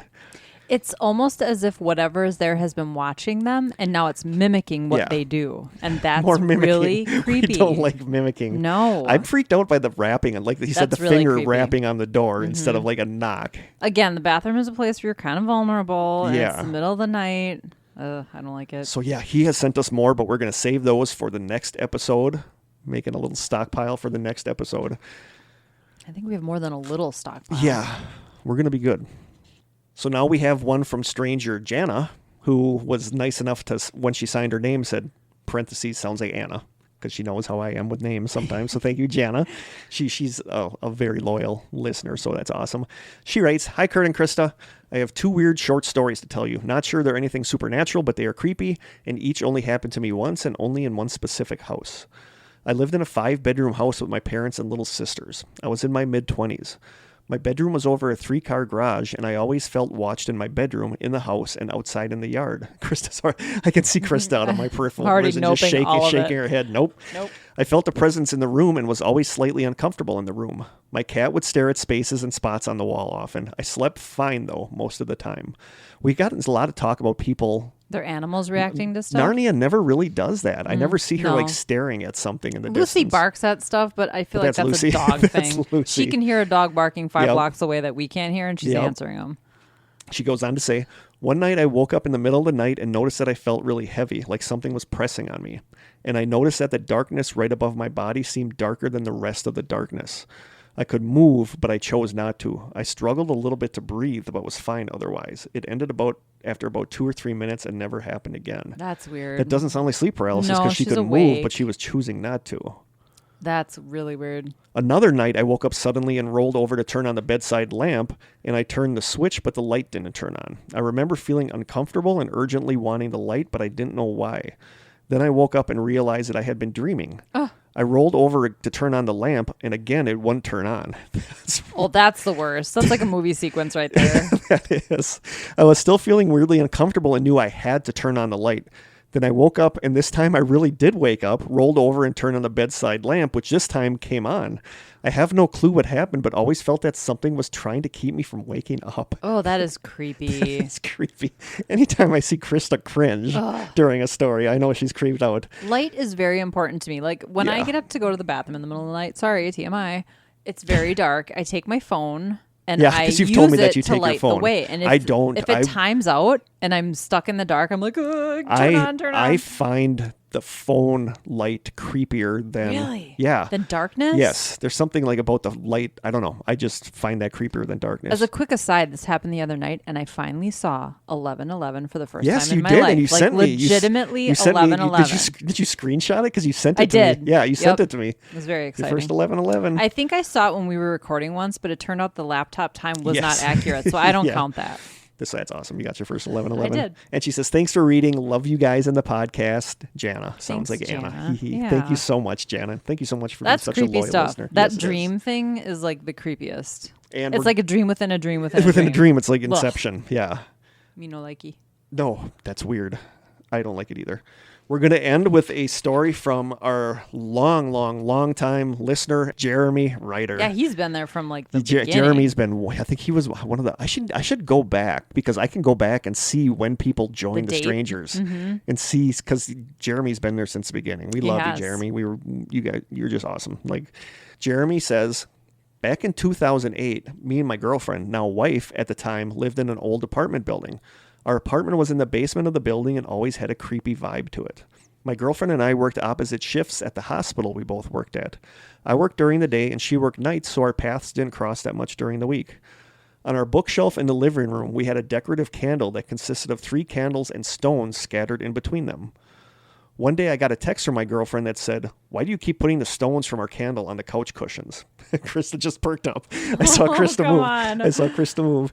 I was really confused by this message, so I called her. She said that for the past 3 days when she had gone to the living room after waking up, there was 1 stone on each of the couch cushions, 3 in total. So deliberate. Yeah. There's something really deliberate about that. Yeah. I assured her that I was not doing that, and I could think of better ways to mess with her if I wanted to. It was innocent enough, though, so we ignored it. Fast forward a few weeks, I'm in my office in the apartment playing Lord of the Rings online while my girlfriend is working. I'm sitting there, and all of a sudden a pen begins to move across the desk. The key here is move, not roll. It gets to the end of the desk and then flies at me as if being thrown by an unknown force. I'm freaked out, but I just went about my business. I told my girlfriend, and we definitely agreed that the building had spirits. This all came to a head a few weeks later when one night the toilet began flushing on its own. I was wide awake. I ran into the bathroom, turned the light on, but there was nothing. As I turned back towards the living room, I saw a shadowy figure of a man. It was dark all over, very tall, and appeared to be wearing a hat. I stared for a second, and then it just disappeared. I didn't sleep that night and told my girlfriend the next morning what happened. She immediately called a friend and got some holy water to bless our apartment. I'm not religious, but she is, so I went along with it. After that, we had no more occurrences, but the story doesn't end there. Years later, we got married and visited Orlando for our honeymoon. A neighbor that we were close with at the haunted building moved there, so we met up. We were talking, and I brought up our experiences leaving out the Shadow Man. She proceeds to tell us that just after we moved out, she began hearing strange noises, flushing toilets. And then she said, "Oh," and I wake up to a dark, shadowy figure standing at the edge of my bed. My blood ran cold. I couldn't believe it. I asked if he was wearing a hat, and she said, "Yes. How did you know?" I recounted my shadow/hat man experience to her, and we all just sat there astounded. At the end of the day, we were all very happy to be away from that apartment. So he basically was like, well, you guys are gone. I'll move into the neighbor's apartment. Pretty much. Oh, that's creepy. But yeah, because he has told me that he has had like hat man experiences. I remember him talking about that in The Strangers. So that's awesome to know that that's what happened. But that's... Wow. I'm Toilet flushing is weird, but... The stones showing up on the cushions of the couch is that's like a ritualistic. Notice, that's like yeah, it's almost like too. a ritualistic thing. And it's like a notice me. Like if they were just had a couple of stones had fallen off around the floor in front of the bookshelf, I'd be like, eh. But one stone placed on each cushion is like, notice this. Yeah. Pay attention to this. That's weird. That's a nope. That's a big nope. Okay. Thank you so much, Jeremy. That is awesome. Thank you, Jeremy. And those are our stories for today. Yeah. We are going to have another listener stories episode because we have a lot left. We could probably have 2 more full episodes. We probably could, but we're going to see how it goes. Yeah. So thank you guys so much. You guys, like I said, you guys stepped up like crazy with these stories, and these were all great stories. Yeah. So thank good. you. Wow. I'm glad this wasn't a night episode because I think I would legitimately I'm kind of creeped out about some of these. So yeah. Thank you guys so much. And it's cold down here. And it is cold down here. Are you actually cold? I'm a little chilly. Oh, all right. So thank you so much, you guys, for the stories. Seriously. You always blow it out of the park. You guys do. Should we do listener questions and then a song? Yeah. We'll do 3 listener questions. Okay. Because these should be pretty decent. I don't remember if we did this one already. You ready? I'm ready. Bigfoot versus Mothman versus Jersey Devil versus Zach Bagans in a steel cage match. Who wins and why? I feel like Zach Bagans would just annoy the heck out of all of them. I think so. I go with Zach Bagans. I'm picking Zach. He's ripped. He's ripped. He'll get possessed. He'll get possessed and he'll have the strength of whatever possesses him. I just remembered a nightmare I had. About Zach Bagans? No, about being possessed. Seriously? Oh my gosh. I was gosh. wondering why all of a sudden you stopped and were like, That just freaked me out. Okay, sorry. We can maybe get to that later. But yeah, I'm going with Zach Bagans because like you said, he's going to get possessed. Yep. He'll have the strength of whatever demons are inside of him. Yep. You know. So I know y'all thought I was going to say Bigfoot, but I said Zach Bagans. No, he probably would annoy him. They probably just leave the cage on their own and be like, I'm done with this guy. Oh, he's possessed again. Let's go. This guy's a total Chad. That's something my students say. Somebody's a total Chad. Chad. Yeah, that's a thing. I don't know. Is it like Karen? It's kind of like a Karen, I think. Okay. That's a fun one. We're going to do 4 questions because some of these are easy. Okay. This next one. Hi, guys. Love the podcast. This is for both of you, but specifically to Kurt. No more dancing around what's your favorite song with giving it's tied between this and this. It says, what is your all-time favorite song? Pick one. Well, you go first. It's specifically for Kurt. Then I'll have time. There's a couple. I mean, I've talked. I'm going to pick one. I'm going to pick one. I've talked about them on here. Runners up are Motorcycle Drive-By by Third Eye Blind because I love that song. But I'm going to go with my all-time favorite song is going to be Drinking in LA by Brand Van 3000. Okay. Like there's something about that. Like I love Motorcycle Drive-By, but it's one of those songs that is a little depressing where Drinking in LA is just a happy song. It's like one of those songs I listen to when I need to feel good. Yeah. So no ties, no anything. That is my number one favorite song is going to be Drinking in LA by Brand Van 3000. I think if I have to pick one, And that's what we basically is saying, that we He's have to forcing pick one. us. Forcing us. I'm going to go with America by Simon and Garfunkel. Yeah, that's such a I good have song. such history with that Yes, song. I and grew that up is- on them. That is one of the best songs that I know. Yeah, my But uncle and I sang that together all through my I childhood. just always say it's hard for me to pick one because It there's is. different days. There's days where, Right. but that's one song that is always special to me for various reasons, and it just makes me feel good, and it's just a happy song. Yeah, same. So mine yeah. is, it has a nostalgic yours and is also melancholy. melancholy yeah, feel, yours is kind of melancholy. but really amazing memories Yeah. associated with it. So next question, what is your favorite flavor cake? Chocolate. I'm always going to go with chocolate. I love Like and really decadent dark chocolate. no, really? Yes. For a cake? I like the confetti angel cake. Oh, yeah, that's good. There's something about like the confetti yeah. with the vanilla frosting. There's something about the confetti angel food Well, an cake. angel food cake is really good too. Yeah. It's so light and Yeah. airy. Yeah, give me a nice, like, moist, dark chocolate with like a chocolate ganache. Ooh, yum, yum, yum. Flourless I chocolate know what a cake. ganache is. Oh, ganache is like if you've ever had a truffle, the center know of a if I've ever had truffle. truffle. It's basically Oh, just it's like a chocolate fluffy. and It's like a cream. fluffy chocolate. It's like really creamy chocolate. Yeah. And our last question. Now I want cake. Last question. What was the best and the worst ghost hunting experience you've ever had? I can tell you what my worst was. The vault? It was the vault. Yeah. I put that in front of the breathing in my ear. You hated being in the. That is I the did, most I hated uncomfortable I have ever seen you. Was Yeah. when you and I were in the vault together. I think I barely said 2 words when we were you in didn't. there. You were. I didn't yeah. move a muscle. No, you were like freaked out. I was wearing a cross necklace and I was clutching it the whole time, and I'm not a religious person, and I have never been so scared. It tops the first EVP session we did at Vicky's, and it tops the breathing in the ear. That is the Wow. worst investigation moment Wow. for me. The best? What would the best be? See, and I have a completely opposite experience with the vault. Like I loved being in Yeah. the vault and seeing the We had great shadow of activity something walking in front of the vault door when nobody was there. I think my best experience is just the camaraderie and Yeah. all the fun that we've had. I think Yeah. maybe it was that day that it was the morning after, and like Anne was there. Yeah.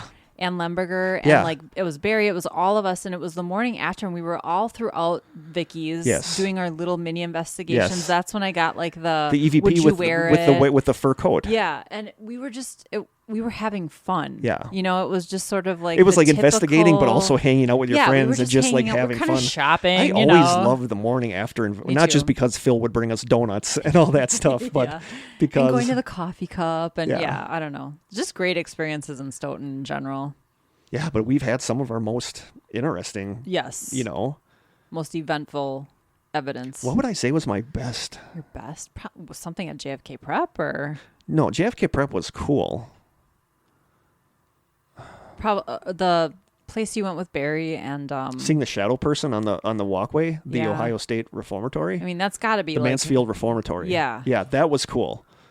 But I go back to Vicky's and being on the stairway and saying, somebody is here. Can you show me you're here? And the feeling of something running its fingers along the back of my hand. Mm-hmm. Like I look at that as one of my best experiences because that was something. That's not like misconstruing hearing something and being Right. like, was that It wasn't was that pipes. no, that was something Right. running its hand, like its fingers along the back of my hand. Mm-hmm. And then it shortly happened to Rhonda after that happened to me. So Mm-hmm. that is one of my favorite memories because that was like something significant happening.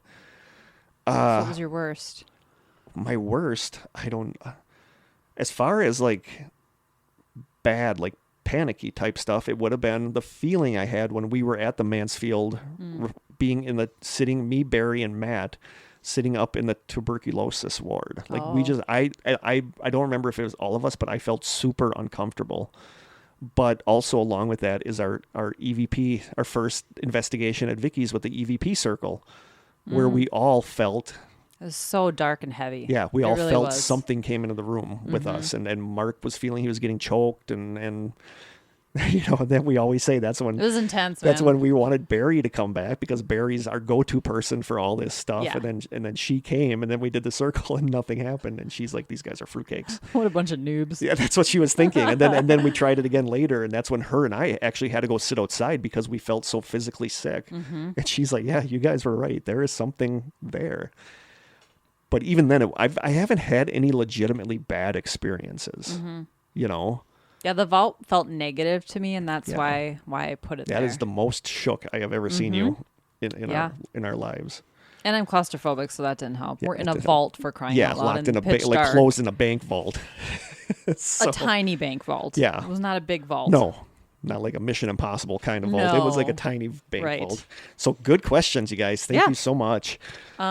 Joke? Or song. Okay. Song. Our theme this week, which Krista, I totally forgot about until Krista texted me last night and was like, what is our song theme for this week? It is a song you used to hate, but now like. Mm-hmm. Which I couldn't quite come up with, so I did I did a spin on that. Did a spin. Should I just go first? Sure.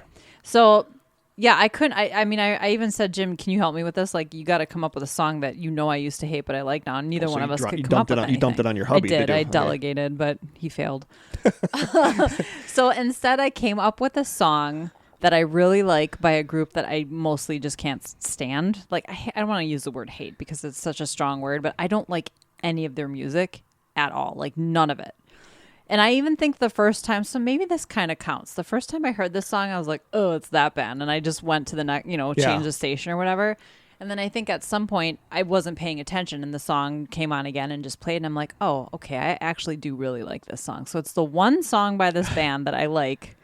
And it's called Adventure of a Lifetime. And the band is Coldplay. Really? Yeah. You don't like other Coldplay songs? not, You no. don't like Viva Nope. or La Vida Loca?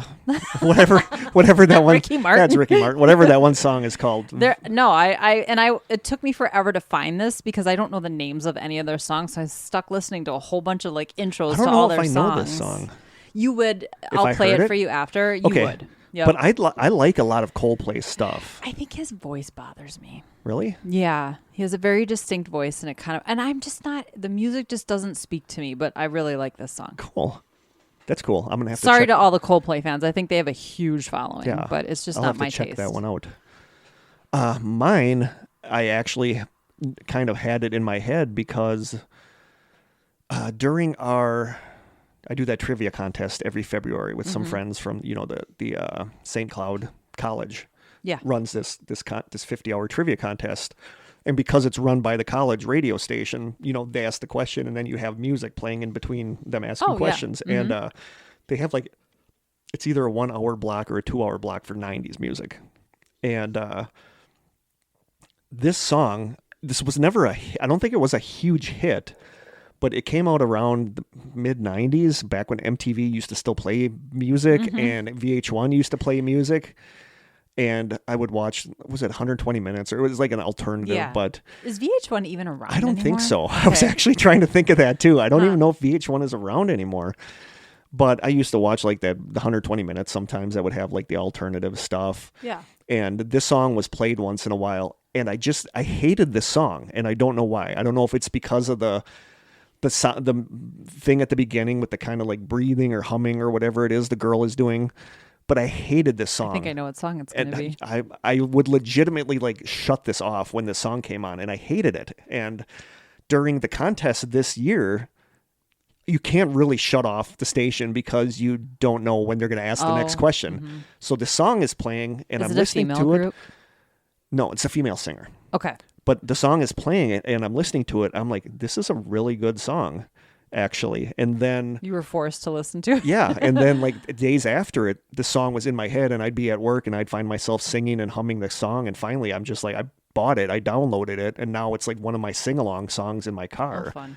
And I just love this song. I don't know anything about the band, and like I said, this was never a really big hit, but it is the song "Not an Addict" by the band K's Choice. Nope, not at all what I was thinking. No, what were you thinking? The Breeders. Oh Cannonball. no, I like Cannonball. Okay. But yeah, she does that weird like humming thing. I thought maybe that's what But you're no, doing. this is called Not an Addict by Kay's Choice. And I used to hate this song, and now it is one of my most listened to songs in my car because I love singing along with this song. Okay. So I I'll can't play it think for of you. what it I'll is. play it for you after we shut off Okay. the stuff too. But yeah, mine is Not an Addict by Kay's Choice. Sweet. And 90s music was so good.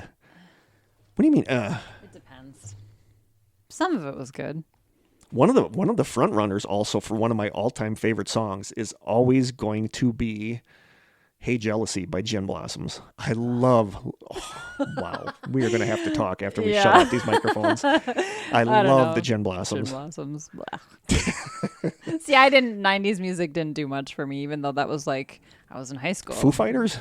Well, yeah, I love that kind of music. Okay. Think of a band that's still around, though. What's the song by Foo Fighters that's one of the all-time... Everlong is yes, one of my it's one of the favorites. all-time best songs ever written, Yeah. and I'll go on record. I've seen them live. I'll go on record as They're putting amazing. that up, and even though people disagree with this,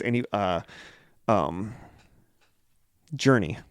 Oh, Don't Stop Believing, I think, Yeah, is one of the that is a best great songs song. ever written. I think people also forget that Dave Grohl used to be the drummer for Nirvana. Yeah. You kind of forget that he Yeah. had a life before Yeah. the Foo Fighters, The and Foo it was Fighters a are major just band. so good. Yeah, he's so talented, and Yeah. he's such a funny guy. Like, I don't know. And I get think he'd grief all the time for saying this to people, but I still think one of the best songs ever written is Party in the USA by Miley Cyrus. I think that's a good song. You showed me a video of your students like jamming Yeah, out my to that. students all singing along to that during lunch, but I just think It that's sticks genuinely with it's a you. good song. It sticks with you. I'll say that. That's all Wow. I'm going to say about that. It might be our last episode. Is it joke time? Yes, it is joke time. How can you tell when there's 1,000 pounds of pickles under your bed? You're closer to the ceiling. How is I it don't how is know that how they even can get any how is that even worse. humor? I don't understand that. I'll read another one. What do you do to prevent bumps on pickles? What? Cover it with a mosquito net. I'm just done. I'm just done. Krista tossed the pickle joke book to the side. We are done with that. Oh, Jim's leaving. Bye, Jim. Bye, Jim. Says he'll be back later. Okay. Okay. Yeah. Is that it? Going out on a low note with that stupid joke. I really should have done a You should have done it. because that was bad. Did we forget anything? Oh, we still didn't do the shout outs. Oh my god. Wow. Usually the first thing we do, and now it's going to be the last thing we do. Sorry. Maybe. We'll probably digress right now Yeah, until we and forget. then I'll be driving halfway home and I'll be like, oh, crap. Texting you. We'll have to ad-lib it when you get home. Oh, now I got so many pages of stories. I don't even know where they You should have are. been marking that down. Put a star next to all the ones we read. I will. You ain't the boss of me. Unless it's a good suggestion. I literally have 20 pages of notes here. Okay. So, as always, we like to start with shout outs to our newest strangers. As always. Liz Brown used to be, I think she was on Facebook and then she left Okay. and then she came Came back. back. So shout outs to our newest strangers, Liz Brown, Maria Sanchez Steenberger, Scott Layla Gay. I don't know if that's Scott and Layla because I know a lot of couples that do that. Like They they're have a both- shared They have a account. shared account. Scott Layla Gay, Nate Harris, Aiden M., and Kalisha Knighton. Ooh, I That's like that that's name. a really nice She name. sounds like a Game of Thrones character. Yeah, she does. So thank you so much, guys. Sorry your shout outs came Yeah. at the very absolute end. You At know, least we remembered. otherwise I'd be at home editing and I'd have to like record this at home On and your edit, microphone and for put it- Brian. Yeah. and like edit it in there and it would have been totally obvious. So sorry we got you guys in at the very end. But welcome. But it's something special because we haven't done that for anybody else. So you Yeah. guys think of it as being special, I guess, There you instead go. of hating us. So thank you so much, guys, for joining. And going right from our newest strangers right to the deets, where I got to look through my 20 pages of notes. See me flipping through my pages. I am going to put something up there that says, Yes, we're gonna make like a cue card. yeah, like show notes for timestamp, taste test, or welcome new listeners, taste test, blah. We're going to do that. You would think after doing this 4 years, we would You'd know what think. we're doing, but You would think. yeah, you'd be thinking wrong. Okay, you guys can email us at thestrangesessions@gmail.com, and thank you guys for emailing us stories for this episode. We are on Twitter at Strange Session without the final S. I haven't posted there in a really Krista long does a time. good job on Instagram. I used to have our Twitter connected to our Instagram, Yeah. and when I got my new iPhone, I It's not- lost that okay. connection. So Twitter is basically just out in space. And I'm not a nothing's fan of happening there. Twitter. Like, I don't there's some either. people that swear by Twitter, but I just don't like Twitter. It's just words. There's no. I mean, you have to click on stuff to see pictures. That's way too You ain't much got time for work. that. Ugh. So Krista does a great job on Instagram at the Strange Sessions, and we have lots of followers on Instagram. We do. Lots of like loyal listeners that are only on Instagram Yeah. and not on Facebook. You can send us posts. Oh, I gotta pay for our PO box before I forget and get it that's taken right. away. Yeah, that would be bad. That would be bad. Oh God, I'd still be giving them the old number, and it would just turn into a hassle. Let me know if you want me to give you No, it's from only PayPal. No, Okay. it's like $40 for Okay. 6 months. It's not that bad. The Strange. Where am I here? You can send us postcards and snail mail and taste test stuff. I don't know if we need taste test stuff. I think we're good for a little while. The Strange Sessions, P.O. Box 434, Manitowoc, Wisconsin 54221-0434, and you can call our lonely phone line at 920-443-9602. And I think that's it. That's all she wrote. We got to record another little 20-minute segment. Chris has got to step outside and warm up for a minute, though. Are you that cold? My hands are like ice. Do we have water down here? Okay. Yeah. My mouth is like super dry, and I don't know if it's because I took allergy medicine Oh, probably. or from. It kind of dries you up, I think. Yeah. So. But I guess I can edit that out. People don't need to know about me Probably. taking allergy medication, or I'll leave it in there. What the heck? So What the heck? What the heck? So I think that is it. I think until so. I'm halfway home and remember something we forgot. So thank you people so much for the stories. They are always amazing, and these were creepy. Yeah. I'm not gonna lie. These You are gonna didn't creep me. disappoint. These are gonna creep me out tonight when I'm laying in bed. And I think that's it. I think that's it. So until I feel like we're totally forgetting do something. too. It's okay. It's like gnawing at me. Pickle joke. We did that. We can always do another pickle joke. Or I think we're good. you're good with pickle jokes. Okay. Yeah. I do think that's it. So thank you guys so much for listening. We love you guys. And until next time, stay Stay strange. strange.